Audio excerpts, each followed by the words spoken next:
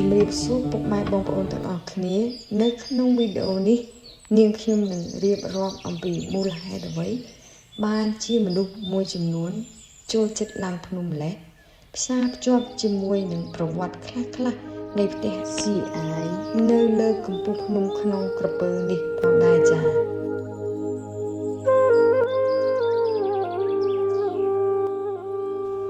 ដោយសាររចនាបថនៃការរស់នៅរបស់សង្គមមនុស្សនិងសត្វមានសភាព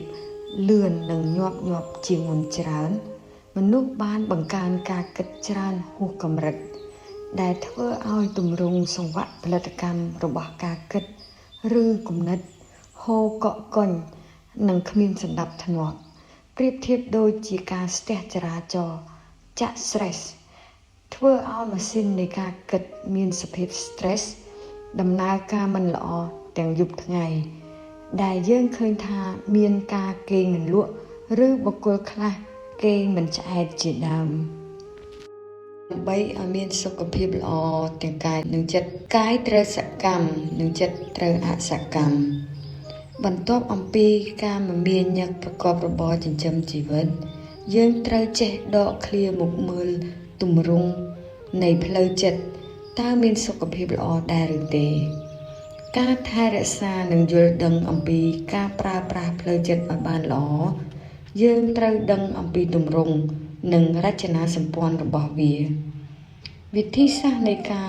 បន្ធូរបន្ថយកុំឲ្យផ្លូវចិត្តរបស់យើងធ្វើការខ្លាំងពេកការឡើងភ្នំឬស្នាក់នៅតំបន់ភ្នំអាចជួយបានច្រើនជាធម្មតាការគិតអាចមានដំណើរការបានគ្រប់ច្រកល្ហកនៅពេលដែលយើងបណ្ដោយឲ្យការគិតមានថាមពលដូចជាចង់ញ៉ាំអ្វីក៏បានធ្វើអ្វីក៏បានជាពិសេសប្រើការគិតក្នុងការដែលគិតសារចុះសារឡើងនៅរាល់កង្វល់អ្វីមួយជាដើមអញ្ចឹងវិញ្ញាណរបស់ការគិតជាសាច់រឿងនានារស់កកកុញដែលមកបាំងភ្នែកមិនឲ្យឃើញភាពថ្លានិងស្រស់របស់ផ្ទៃមេឃមិនបានឮសំឡេងខ្យល់បក់ចាបយំឬស្លឹកឈើមកប៉ះគ្នាខ្យល់រសៀកមកប៉ះកាយក៏មិនដឹងមនុស្សអាចដឹងបានលុះត្រាតែការប៉ះទាំងឡាយនោះមានសភាពខ្លាំងឧទាហរណ៍ដូចជាសិផ្លេឡានឮខ្លាំងទើបគាត់អាចឮបានរួចក៏ភ្ញាក់ឬក៏ការប៉ះទៅលើរាងកាយមានសភាពខ្លាំងទើបគាត់ដឹងថាប៉ះដូច្នេះការឡើងភ្នំយូរម៉ោងធ្វើឲ្យចិត្តគិតចង់បានអ្វីក៏មិនបានគ្មានសូម្បីតែអ៊ីនធឺណិតធ្វើអ្វីក៏មិនបានសម្រេចនេះជាការក្រៀកចិត្តឲ្យទម្លាក់រាល់ការគិតចោលឲ្យបានច្រើនពេលនោះហើយធម្មជាតិដែលនៅជុំវិញខ្លួនក៏លេចឡើងផ្ទៃមេឃស្រស់ថ្លាដើមឈើបៃតងក្រហមលាយឡំគ្នាស្អាតដូចគំនូរតាមពិតទៅនៅទីណាក៏មានភាពស្រស់ស្អាតដែរប៉ុន្តែដោយសារការគិតស្មុគស្មាញធ្វើឲ្យកែវភ្នែកត្រចៀកនិងរាងកាយប៉ះមិនត្រូវធម្មជាតិទាំងមូលតែប៉ុណ្ណោះ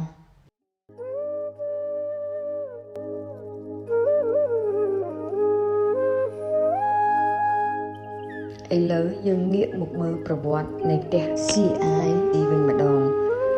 ផ្ទះ CI ទីនេះបានមកពីក្រុម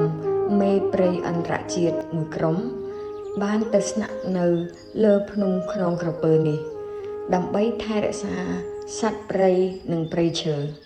ក៏បានសាងសង់ផ្ទះ CI នេះឡើងនៅពេលគម្រោងរបស់គាត់ត្រូវបានបញ្ចប់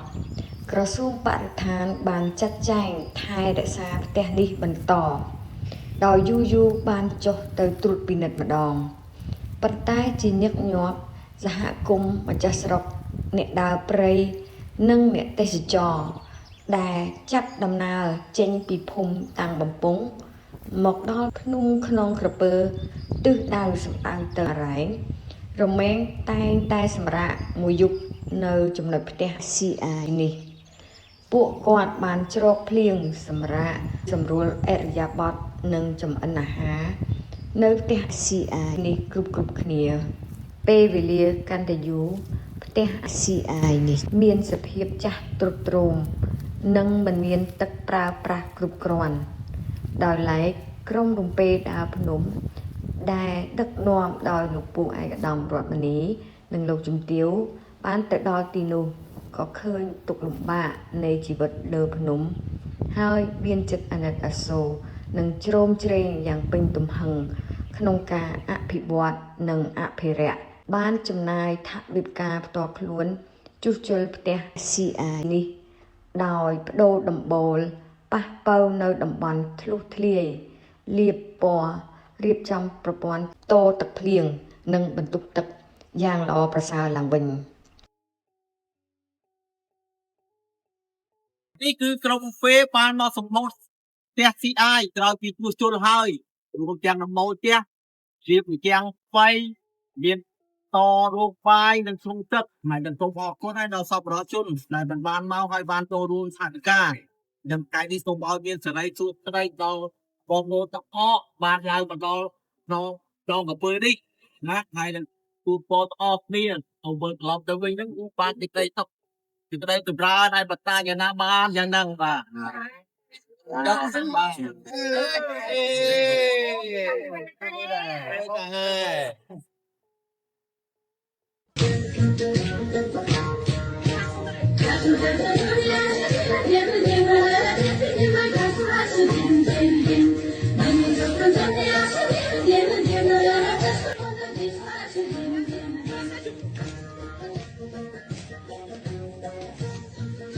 បន្ទាប់ពីការជួសជុលឡើងវិញនៃផ្ទះ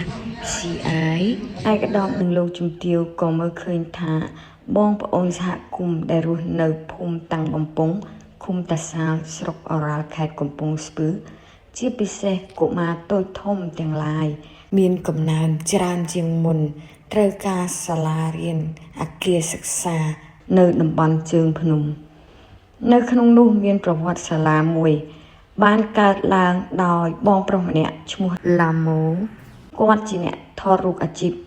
សត្វព្រៃនិងភ្នំធម្មជាតិនិងដៃគូម្នាក់ទៀតរបស់គាត់ឈ្មោះថាអ្នកគ្រូស្រីសគាត់មានចំណេះដឹងនឹងបច្ចេកវិទ្យាកុំព្យូទ័រនិងភាសាអង់គ្លេសយ៉ាងល្អហើយក៏មានចិត្តសប្បុរសក្នុងការស្ម័គ្រចិត្តបង្រៀនភាសាអង់គ្លេសនិងបច្ចេកវិទ្យាអ៊ីនធឺណិតផ្សេងដល់កុមារក្រីក្រនៅទីនោះដោយមើលឃើញថានៅទីនោះមិនមានអគារសិក្សាសមស្របឯកឧត្តមនិងលោកជំទាវក៏សម្រេចចិត្តផ្ដល់នូវការសាងសង់អគារសិក្សានិងតុកៅអី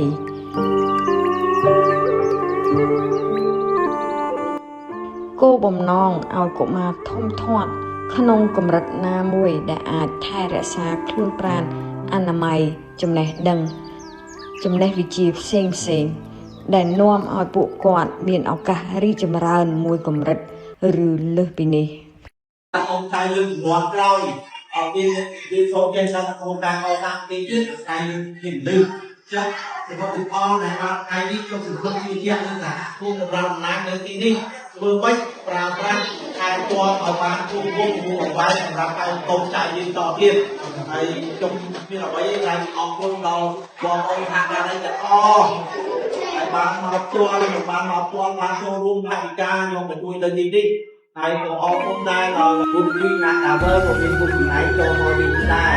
នឹងថ្ងៃនេះសូមឲ្យមានសេរីជួយក្តីដល់បងប្អូនទាំងអស់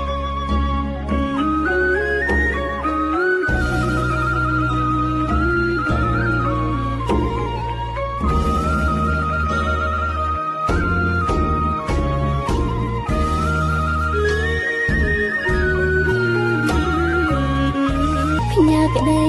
ជ្រះថ្លាវាចាស្មោះសងដែលមានចិត្តបប